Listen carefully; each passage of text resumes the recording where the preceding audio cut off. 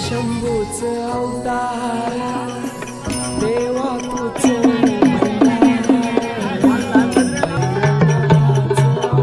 जेजुरीच्या खंडेरायाच्या अनेक यात्रा असतात वर्षातून, परंतु सोमवती अमावस्येचा दिवसच वेगळा हो.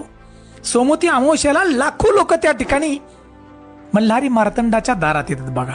भंडारा उधळतात, येळकोट येळकोट जय मल्हार अशा घोषणाने अखंड जेजुरी दुमदुम